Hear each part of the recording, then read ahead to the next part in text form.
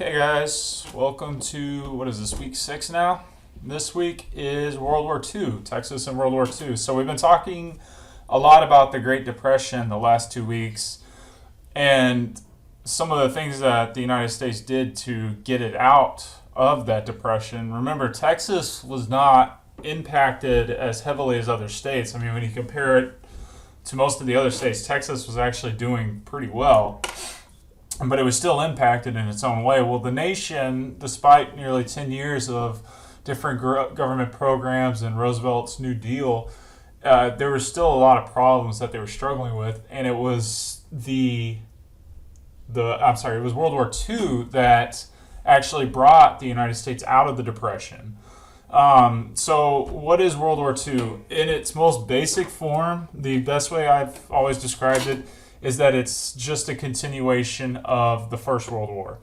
So it's kind of like that halftime between the two wars is when the Great Depression happens. The causes of it are a direct result of World War I, and everyone's going to get involved in this. There's not a corner on Earth that is not impacted by this war. And even today, we can still see a lot of the impact from it. Okay, so almost every nation gets involved with this. Millions of people die. There is not a war that has ever happened like this in our history, and there probably will never be another one like it again. But in terms of when the U.S. gets involved, now the war had been going on since, what you're going to learn in your digital notebook is the actual war begins September 1st, 1939. That's when Nazi Germany is going to invade Poland. However, if you really want to trace back to when the real fighting started, you go back and look at when Japan, who I'm going to talk about here in a second, is when Japan invades China in the 1930s. Okay? So the US and Japan are kind of fighting for dominance in the Pacific Ocean. Okay? They're the ones that are both dominant powers in the Pacific, and they're both kind of fighting to see who's going to be the one to control it. Okay, so as you can see from this image right here, this is China over here. Okay, Japan is going to expand in the 1930s into China, and then they are very rapidly going to expand all the way through Southeast Asia. And the only country that is standing in the way of Japan and controlling the Pacific Ocean is the United States. And the United States has a massive navy in the Pacific, and it is positioned in a place called Pearl Harbor, Hawaii. So on December 7th, 1941, Japan's going to take a pretty dramatic measure to try to knock the United States out of the Pacific Ocean, because that Pearl Harbor is the United States naval force. So early in the morning on December 7th, while people are still waking up, Pearl Harbor is going to be attacked. It's going to be hit in a couple of different waves of fighter pilots and bombers that are going to come in and try to take out the United States Navy. Now, this is going to the United States is going to fully commit to war after. Germany had been allied with Japan. Okay, so when Japan attacks the United States and the United States declares war on Japan, Germany is going to turn around and declare war on the United States. And so, after trying to stay out of it and helping out the allies, Britain and France, for a while, they are now fully committed to the war, and the United States promises to pledge its full military power to fight both the Japanese in the Pacific and the Germans in Europe. And here's what's interesting is that you're trying to fight a war on two different fronts. No country had ever done that before, and no country has ever done it really since, especially two sides of the same globe. So the U.S. allies itself with Britain, Russia, China, and France. Okay, now this alliance with Russia is really it's really loose, and it's gonna, as you're gonna see later on, it's gonna cause a lot of problems in the future. Okay, Britain, we've always been well, I shouldn't say we've always been, but since World War I, Britain and the U.S. have been very close. We've been friends, and France is our oldest ally. Okay, on the opposite side of that, you have what we call the Axis powers. The Germany, led by Hitler and the Nazis, Italy, and Japan, who we just talked about. The German Nazi leader is Adolf Hitler. He's in charge of everything. He's the supreme chancellor, which means that he controls all aspects of the government. He is in charge of the military, and he is a dictator. Okay, the Italian leader is a guy by the name of Benito Mussolini, who Mussolini is actually who inspired a lot of Hitler's political beliefs, and that and fascism. Meanwhile, the U.S. the U.S. is still being led by Franklin Delano Roosevelt. He is going to pass away just before the war ends. On a side note about FDR, he is the only president to ever serve more than 2 terms. He is going to be elected 4 times to office. After he passes away, Congress is going to pass the law and amendment saying that no president can run for more than 2 terms. Okay, so let's look at Texas. What is Texas like before the war?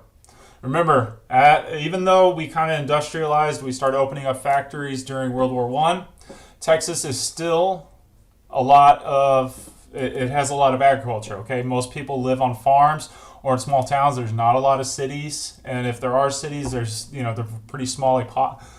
There's a small population when you compare them to places like California and New York. Okay, women are going to work from home, and they're also going to help out on the farms. And just like everywhere else in the American South, minorities are not going to have very many opportunities. So they find work where they can. Usually that's going to be in cities. All right, so only 1 out of 10 Texans had really finished high school. Only 1 out of 5 owned a car, and only 1 in 6 had a radio. Now, during this time, radios are going to be the primary mean of getting information and communication. Okay, so the fact that only 1 in 6 had a radio means that most news is going to be told by neighbors or by finding out through newspapers. Okay, so radios are going to play a big role during this time. So not many Texans had that. So how does Texas get involved with the war? So Texas has a pretty small population. Today, Texas has, the 3rd or 4th highest population of any state in the United States. Well, during World War II, Texas had a very small population, especially when you compare it to other states. In fact, New York City, not New York State, but New York City had a larger population than the entire state of Texas. Nevertheless,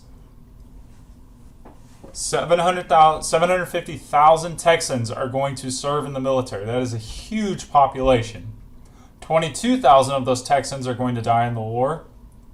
And as you're going to find out, Texas is going to become home to a lot of different military bases and training facilities. So over 1.5 million soldiers come to Texas to help build these military bases and train there.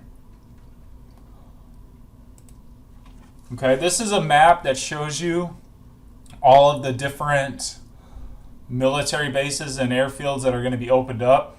A lot of them are going to be centered around our major population hubs. This is the Austin-San Antonio region. You got Dallas and Fort Worth up here. And then you've got Houston down here. And remember, a lot of these bases are still here today. Okay? 35 Army forts, 65 airfields, over 175 military installations total. In addition to that, you're going to see 60 prisoner of war camps. Now, remember, one of the main reasons why military bases are built in Texas is because even though it gets hot here, we consistently have sunny weather year-round. Okay, it doesn't get terribly cold in the winter, so it's a good place for people to come to train because you can guarantee that you're going to get quality weather and be able to carry out certain training activities and rely on good weather. Okay, this is an image of 99 Marine volunteers leaving San Antonio. So remember that Texas had over 750,000 people volunteer for the war. So this is just showing you some of these recruits. Okay, So you're going to learn in your digital notebooks some of the famous Texans that rise up through this war. Now, there's a few of them that I would like to include them all, but I've only picked out 4 just because each one of their stories is so unique. So you're going to learn more about them. One of the biggest ones to come out of Texas is 5-star Admiral Chester Nimitz. He's from Fredericksburg, Texas. He's going to become the commander-in-chief of all Pacific naval forces. He's regarded today as one of the best naval military leaders and strategists. He was very, very effective in defeating the Japanese Navy, and he's still known today. Let me go back to him. So, 33 Texans are going to be awarded the Medal of Honor. You're going to learn more about him, Audie Murphy. He's from Hunt County, and he still to this day holds the place for the most awards and decorations of any other soldier in U.S. military history. Okay, Cleto Rodriguez, he's from San Antonio. I encourage you guys to look up his story. He's a Hispanic who won the Medal of Honor. Bessie Coleman, she's going to become the first African-American female pilot to hold an international pilot's license. She's going to train during the war and learn how to become a pilot then. Okay, so big things that change in Texas, which you're going to learn about in your digital notebook some more, is people are going to start moving from their farms into cities. Okay, a lot of war industry factories are going to open up. We need places to build tanks, to build planes, to build vehicles. And a lot of Texans are going to move into cities to take advantage of those jobs. Women are going to fill the role of working in factories while their husbands are being drafted and sent to fight the war. Texans are going to ration their food and goods. Now, rationing is just another way of saying limiting. Okay, do I really need to eat 5 cans of beans for dinner tonight? No, I really should only have 2 for me and my family, and the other 3 I'm going to send to the war effort. Okay, so they're going to ration, they're going to scrap metal, and they're going to the entire community is going to come together to try to help the war effort, and it's highly effective, especially here in Texas. This is a picture of some images that are trying to collect scrap metal. You can see them kind of piling it on that poor donkey. Okay, Texans, they would even save, when you're cooking bacon and you have that leftover grease, you can actually use that grease to turn it into glycerin, and when you mix it with certain chemical compounds, it'll create nitroglycerin, which you can then turn into a bomb. Okay, so something as simple as saving the fat from the meats that you're cooking is used. Okay, Texans entertain the troops stationed in Texas. All right, we got new soldiers. They're scared. They're coming into training. So the Texans are going to be part of that morale boost. Okay, oil and gas. Remember, Texas is going to be producing oil like nothing else throughout this whole time, and they're going to use that money to help the military. Okay, they're going to remember the Gulf of Mexico. This is something that not many people know about. Is that German Nazi U-boats actually made it all the way into the Gulf of Mexico, and they were sinking ships that were coming in and out in the Gulf of Mexico. So they came pretty close to the Texas coast, and so there's going to be different efforts to protect those oil pipelines and oil shipments. Okay, approximately 90% of the war effort oil came from Texas. So, like I put right here, Texas basically fueled the U.S. victory of World War II. Okay, that amount of oil being produced, all coming from Texas, you can see why Texas came out of this thing pretty well off. Okay, we even had a battleship from the Navy called the USS Texas. It served in the invasion of North Africa. You can go see that ship today. The USS Texas sits down in San Jacinto. It sits right there. You can go tour and visit it. I encourage you to do so if you get the chance. Okay, the economic impact. Remember, oil and gas continue to boom. Even more oil fields are found. We're using that oil to help the war effort. People are moving from farms into cities, and that is called urbanization. When people move from farmland to cities, it's called urbanization, and that's going to happen for the next several years in Texas history. And so we're going to go from being a primary agricultural state to being more diversified and also having more industries and factories. And this is going to continue all the way up until the present day. Women and minorities are they're given these professional opportunities in the military and the business that forever changed. I mean, it changed everything.